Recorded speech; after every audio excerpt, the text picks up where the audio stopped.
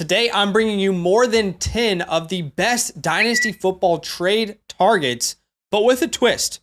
The twist being that you guys suggested these trade targets, and I'm going to talk freely about if I agree or disagree. In our Discord, a couple days ago, I said, tell me who you think the best buy low in Dynasty Football is, and you guys submitted, and I am very excited to dive in to your submissions. All right, the first submission of more than 10 is from Mighty Booch. Mighty Booch says, Bryce Young is a great buy low. Plenty of Dynasty owners likely willing to re-roll into a mid-first. Number one overall pick has some insulated value. I tend to agree with this take. I have been buying Bryce Young myself. You can see an example here of where I bought Bryce Young in one of my Superflex leagues. I got Bryce and the 103. I sent away Justin Fields, the 108 and the 207. I feel very, very good about that take. And we have been suggesting to you guys to buy Bryce Young, kind of throw him in as one of those pieces to make a deal happen. Bryce Young did not have a good year. Okay, we're not even going to pretend and lie and say that he did. On a per game basis, he scored 10.4 fantasy points, which was 29th amongst quarterbacks. It was not good, simply put, but there are some reasons for optimism. I tweeted this out. When was this? This was back in November 10th. I talked about Trevor Lawrence's first 8 games as a rookie, and I compared that to Bryce's first 8 games as a rookie. Now, Trevor Lawrence didn't have the year that we all wanted him to in 2023, but he has definitely taken steps from his rookie season to the point where we are now. I think we all, and disagree with me if you want, but I would be very comfortable in saying Trevor Lawrence is a franchise quarterback for the city of Jacksonville. But so often we forget how important the situation around a player is, specifically a quarterback. In Trevor Lawrence's rookie year, the offensive line was awful. He had no weapons to throw the ball to, and he had a head coach that was more focused on getting twerked on in a Chili's rather than coaching the football team. Year 2, a real head coach comes in, they bring in Christian Kirk, and Trevor takes a huge step. But remember, Trevor in his first game completed under 60% of his passes, 8 touchdowns, 9 interceptions, a 5.32 adjusted yards per attempt, and his best wide receiver was Marvin Jones.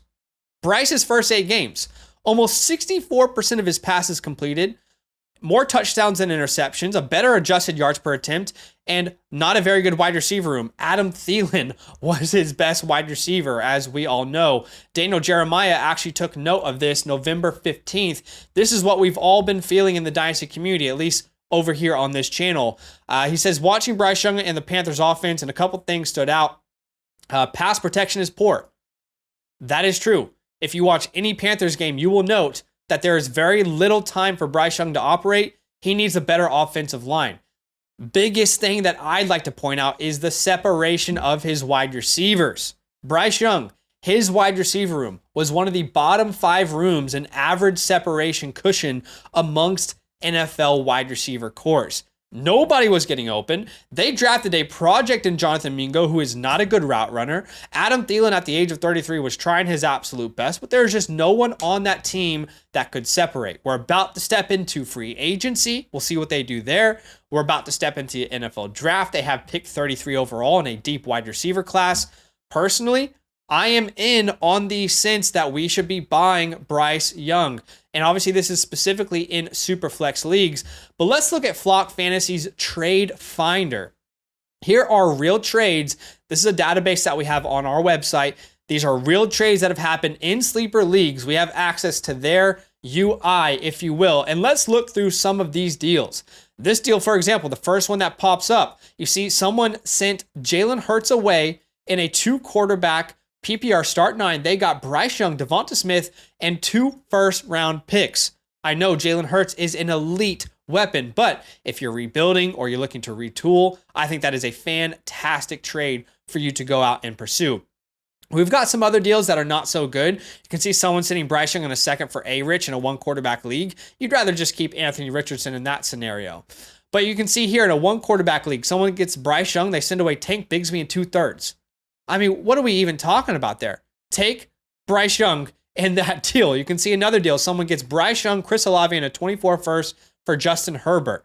If you're looking to retool, if you're looking to move some pieces around, I think Bryce Young is a great trade target. So I am on board with the notion that we should be buying Bryce Young, and that is a great take from Mighty Booch. All right, the second take that y'all submitted is from Joey T, and he says Marquise Hollywood Brown is a buy. Still only 26 years old, and while he is a free agent, he might be one of the best ones available with all the recent re-signings. Let's think about that, right? Michael Pittman Jr., franchise tagged. T. Higgins, franchise tagged. It's really Calvin Ridley and Hollywood Brown as those two big names in the free agency pool. And I guarantee you, when Hollywood Brown signs a contract, he could be a more attractive option for people in Dynasty. Let's not ignore that at all. And he goes on to say people have a sour note for end of last year, but he was hampered by an injury. And that is true. It was not a good year for the Cardinals overall. Hollywood was healthy to begin the year. He was producing. Kyler was injured. And then Kyler comes back and Hollywood gets injured. So there was just really not a scenario in which those two players were on the same page. But if we look at Hollywood Brown this year, remember, he is currently 26.7 years old. So he will be 27 here very soon. That is still very young. He's coming off a year in 2023 where he had 101 targets in 14 games in one of the worst offenses in the NFL. He averaged 9.6 points per game, which is his worst points per game outing since he entered the NFL. I think we can all agree that he is a better than 10 point per game performer in the National Football League in fantasy football. So I personally am on board with buying him. What happens if he does go to the Chiefs? What happens if he does go, let's say he is the number 2 to Stephon Diggs in Buffalo? You think he's not going to be an attractive option to people in Dynasty? I like this one. We have seen him produce at a high level. Let's look at some trades that have happened in real leagues. How about this one? A 1 quarterback format, start 8. Someone got Hollywood Brown, and all they had to send was Wandale and 2/5. What are we talking about? That is easy money. How about another one? 2 quarterback superflex, start 8. Someone got Hollywood Brown, and all they had to do was send Dameon Pierce.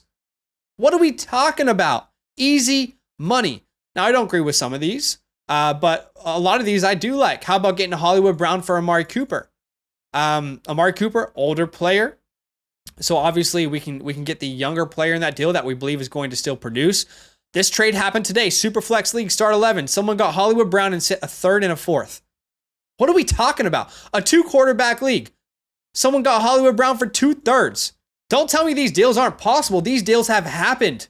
These are real deals in the community. You guys are the ones who are making these deals. So yes, I am on board with buying Hollywood Brown. All right, our next submission is from Paulie D.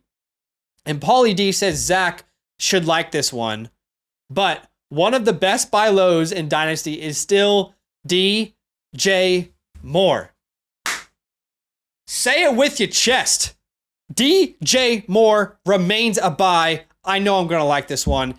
He said he's going to get a quarterback upgrade. If the Bears draft a wide receiver, he may be even cheaper. But I think that will just help open the field up for him more. And he's only 26. I would give up the 108 or later for him in a Superflex league. I concur. And he also says, I'd also tear down from a wide receiver like Garrett Wilson, Olave, Waddle, and try to get DJ Moore and a second piece, a second rounder, depth running back, tight end. I traded the 110 for him a week ago in a 12-team Superflex start 11. So I love that deal, getting DJ Moore for the 110, a proven producer at the NFL level instead of betting on what could be with one of these picks. He's about to be 27, so he will be 27 here very soon. In my opinion, this is one of those names where people are not valuing him because he's not 23. As if 27 is old for a wide receiver in the NFL. Just this year, he had an absolute career season. In 2023, he puts up just under 17 points per game. He was a wide receiver 9 on a per game basis. I'm all in on this take. I've already brought him as a buy low before. DJ Moore had career highs this year in receptions, receiving yards, receiving touchdowns, and his catch percentage, which was at 71%. He accounted for 37% of Chicago's total receiving offense, alpha type production. And versus the league, he was 12th in receptions, 15th in targets. He was 6th in receiving yards, 7th in receiving touchdowns, the wide receiver 6 finish, and the wide receiver 9 on a per game basis. And a lot of people are saying that you have to discount his game versus Washington this year, where he went crazy, as if we shouldn't credit him for having that game, like having the possibility of even putting up a game like that. If you want to discredit him for that game and say his production came from that game, that's silly, because he has more 20-point PPR games this year than A.J. Brown, Stephon Diggs, Devontae Adams, Brandon Ayuk. I 1000% concur that DJ Moore is a huge buy. If you want to wait until the NFL draft is over and maybe they bring in another wide receiver to buy him, that is fine by me. All right, the next one is from Chef Cookie. He says, Russell Wilson. You're going to have to convince me here. I'm going to be honest. You're going to have to convince me, Chef. He says, has gotten way too much hate for how he played. I agree.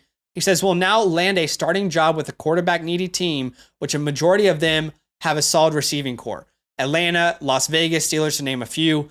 I think he's still got some in the tank, and put with one of those teams can rebound this year and be a top 15 fantasy quarterback, aka a starter in Superflex leagues, potentially for the next few years. Price is cheap right now for what he can be for your squad. All right, look, Russell Wilson is a tricky name. He's my quarterback 28. Keep Trick has him at quarterback 33. But let's be honest, the difficult part with Russell Wilson is, where is he going to go? That's what I'm finding difficult with Russell Wilson. I would agree with you if he was already on a team. But you think about how deep this quarterback class is. We could have potentially 5 starters in this class. What team is a natural fit for him? Pittsburgh. They've already said they want to stick with Kenny Pickett. Atlanta, they're in the Kirk Cousins sweepstakes. If not, we've heard they're in the J.J. McCarthy sweepstakes. Vegas, maybe. The Raiders could be. They also have Aiden O'Connell, who led them to a 3-1 record in the last 4 games. Minnesota, I guess if Kirk Cousins leaves to Atlanta, that could be an option. New England, it seems unlikely that this new staff is going to bring Russell Wilson in New England. So it's really difficult to place him in a team right now. And I personally do wonder if his time has passed. However, at the end of the day, every player, it depends on their price. So why don't we have a look again at the Flock Fantasy calculator here? Let's search up Russell Wilson and let's see what trades have happened recently for him. Today, we saw someone get Russell Wilson for Treylon Burks. Rest in peace, his soul. I love me some Treylon Burks, but I'm fine with that move in a Superflex league. I think that's a fine deal. Another one in a Superflex league, someone got Russell Wilson for Michael Carter in a third. Again, I am happy to take Russell Wilson in that deal. Now, this one was a 14-team league, and it's a 1-quarterback format. Someone got Quentin Johnston. Honestly, I'm sorry.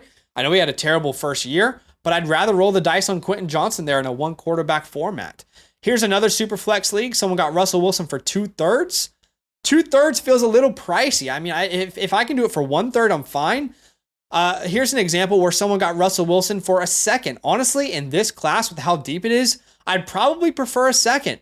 Is that a Trey Benson, a Jonathan Brooks, an Xavier Worthy, a Troy Franklin, a Jatavion Sanders in tight end premium formats? I'm not sure. I might actually stick with that second. We have a Superflex league where someone got a first for him. See, that is a sell to me. That is an easy sell if I get a first. So look, I do think it depends on the price. I'm not against that take, but it's tough to really place him in a team. You get where I'm coming from there? If you guys are liking this format, I have never really done a video like this. I wanted to see what you guys thought of it. If you're liking it, let me know in the comments below and smash that like button, and obviously subscribe if you have yet to do so. All right, the 5th player that you guys brought to me is Dre Stevenson. AE2K9 says Dre Stevenson is one of the best buy low candidates. Before he went on the IR, he was a top 20 back in 5 of his last 6 games. Also, new OC is coming up from Cleveland, where they love to run the football, and Dre came out and said he wants to prove he can be a bell cow back in New England.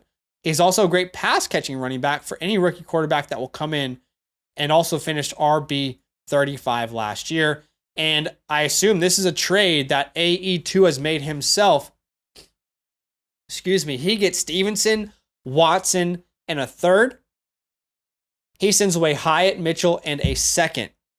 I am not discrediting these two players, but I don't really care if I'm losing Hyatt or Mitchell in a deal. So am I okay to send the 203 away and a couple assets I don't really care too much about for Stevenson and Watson? Yeah, I'm honestly fine with that deal. Let's look at some, some trades that have happened in other leagues, because I'm curious what the vibes are right now and for Ramondre around the community.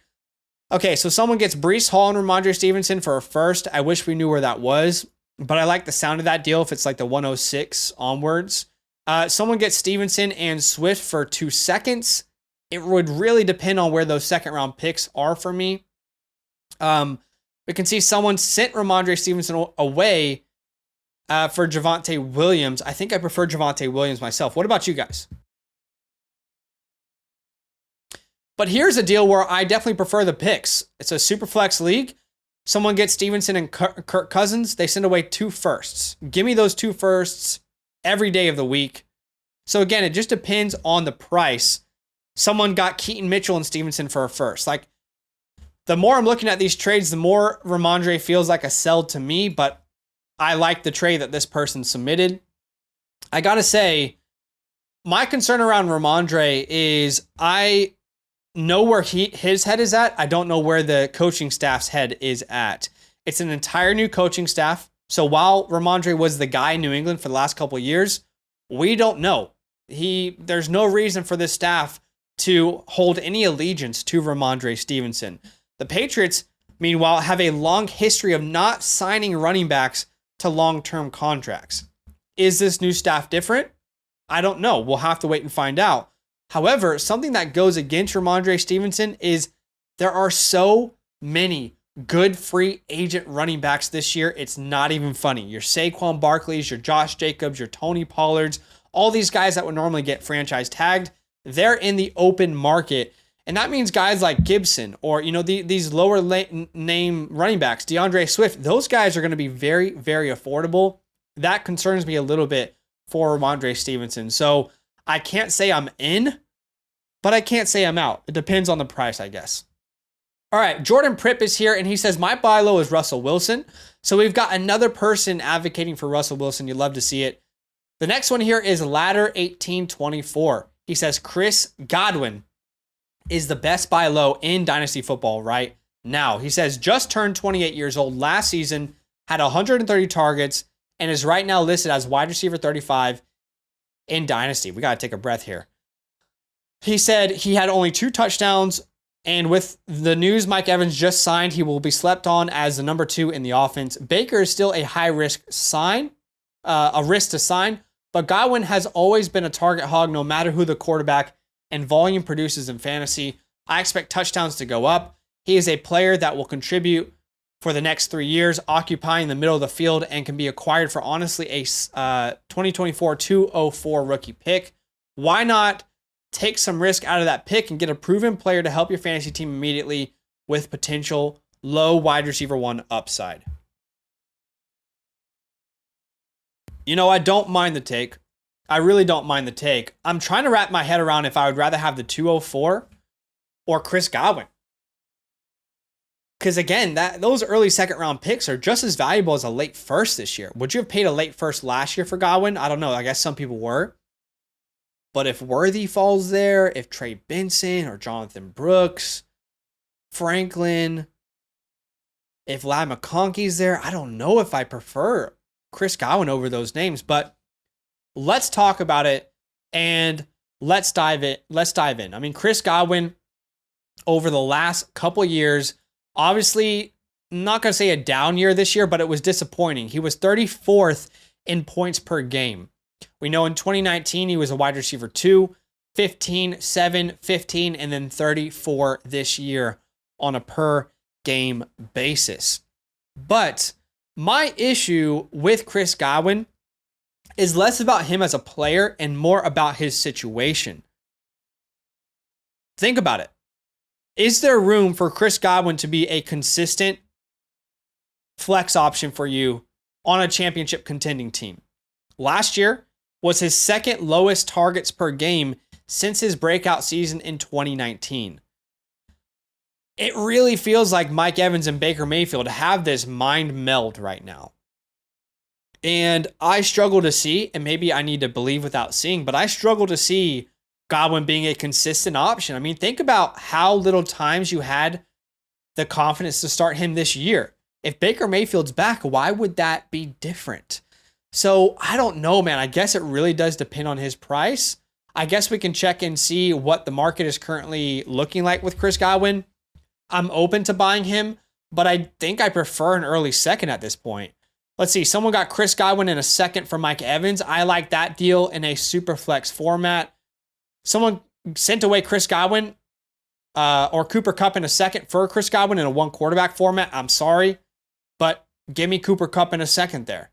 That's pretty easy. Another one where someone got Godwin in the 303. They send away Evans. I'm fine with that deal. I think I'm fine with the Godwin buy if it is a later second rather than an early second type of value. That's how I think I'm gonna roll with that take. All right, guys, I'm gonna get into the seventh take here from you, but just so you know, we have already released version 3.0 of our 2024 rookie report. If you want access to that report where we dive deep into this rookie class, you can learn all about the prospects here about the draft in this year's rookie draft. Then use the promo code LAND and become a Mother Flocker member. You'll also get a Dynasty team review from yours truly. All right, on to the next buy low take. NK1 says George Pickens. Y'all know I love me some George Pickens. I can't lie. I like that dude. He says 22 years old. Man, he's still so young, isn't he? Sheesh. Almost 2,000 yards within 2 seasons, all under no quarterback in a relatively bad offense. That offense has been atrocious.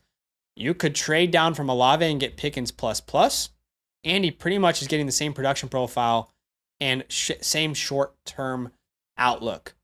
I'm a big fan of this take. Pickens is my wide receiver 27 in my rankings. Everywhere else has him somewhere in the 30s.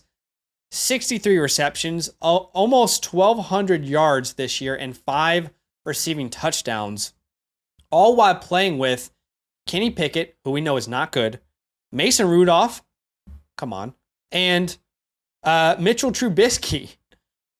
I mean, what happens if that team gets a Justin Fields or Kirk Cousins, or they draft a Bo Nix or a Michael Penix? There is no ceiling for George Pickens with competent quarterback play. So personally, yeah, I am in on this take. Let's look at George Pickens in his second season here. 106 targets, so the targets go up, the receptions go up. He has more than 300 more receiving yards in his second season. His yards per reception go up, and his points per game, he was the wide receiver 36, 12.3 points per game in his sophomore season on one of the league's bottom 10 offenses. Yeah. I got to be honest, I am all in on that kind of take. It depends on what it would cost, though. So why don't we see some trades recently that have happened with George Pickens involved? So someone got 2 first-round picks and George Pickens for a 2024 first. I bet you that's like one of those picks in the top 5. So I don't mind that if, this is the 108 and the 110 in Pickens and you send away the 105, for example. I'm fine with that. Let's see, another deal. Someone got George Pickens for Baker Mayfield in a super flex format. I'd say that's relatively even. I think that's a pretty even deal. Someone got George Pickens for 2 third-round picks? Come on. You take George Pickens there. I mean, this could be the starting offer every single one of you have in your league and see what the counter is. So look, it depends on what the offer is. Someone got George Pickens in a first for Kyren Williams. I like that deal, and I like Kyren Williams. And I'm telling you, I like that deal.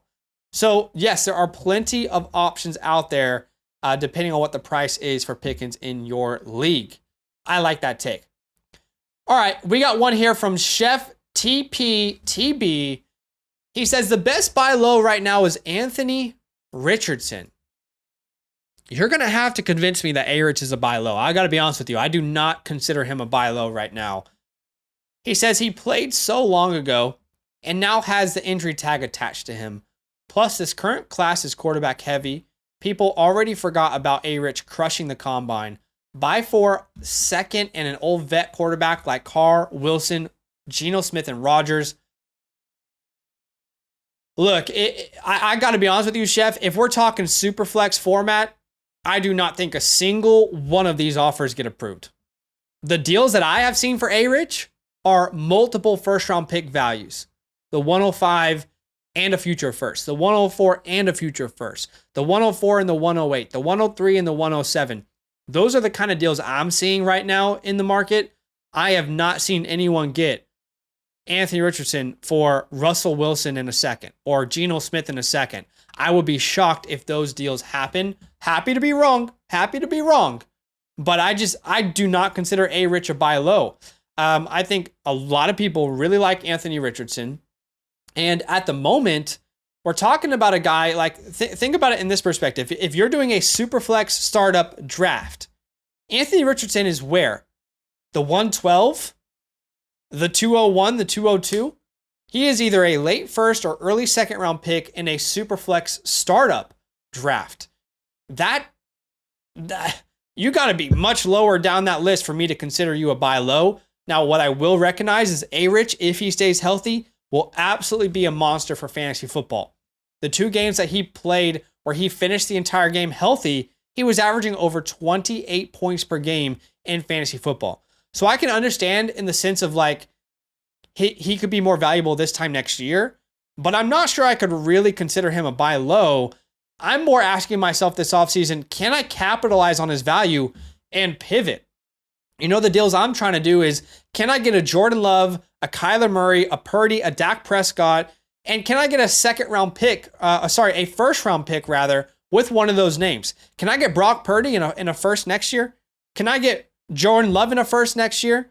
Those are the kind of deals that I'm personally trying to pursue, just because I do think Anthony Richardson is a name in the community that everyone loves. I don't think there's a single person out there who doesn't like Anthony Richardson. So it's hard for me to call him a true buy low.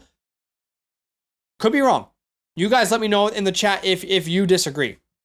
But we will look at some trades here. It looks like someone got Anthony Richardson and Josh Downs. We just don't know where that first is. I mean, that could be the 101 for all we know. It's difficult to say. Let's see. Superflex League, A-Rich in a first for Bryce Young and Herbert. I have no problem with that deal if that first round pick is anywhere in the top 7. So I like that deal. Anthony Richardson in a second for 2 first round picks in a Superflex format. I mean, that's probably the 104 and the 106, for example. Those are the kind of deals I'm personally seeing. This is a 1 quarterback league. I mean, look at this. Someone gets A-Rich in a first for Patrick Mahomes. I mean, I guess I'm fine with that. I don't know, guys. The deals I've seen, he's just going for way more. I mean, check this out. A-Rich and Saquon, and someone sit Jackson Smith and Jigba, Trevor Lawrence, and 2 first-round picks.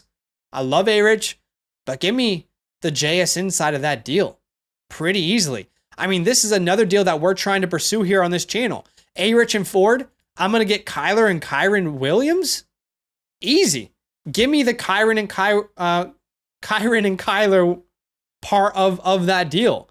So look, I'm not going to sit here and say I don't like A-Rich. I struggle to put the buy low tag on him. Am I wrong? Let me know in the comments. I could be wrong. All right, the 9th player we're going to look at here that you guys brought from Matty Lowe. He says, I would say T-Law is very slept on. Not sure why he's undervalued.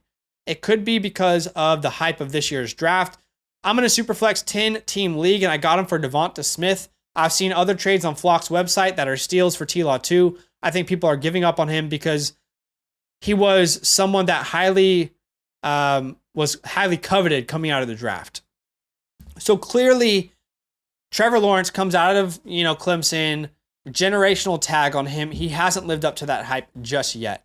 But if you're telling me I can send Devonta Smith for Trevor Lawrence in a Superflex format, easy money. I'll do that all day. I mean, think about a startup. Again, think about this. Trevor Lawrence is a 2nd round pick in a Superflex startup draft. Is Devonta Smith a 4th rounder?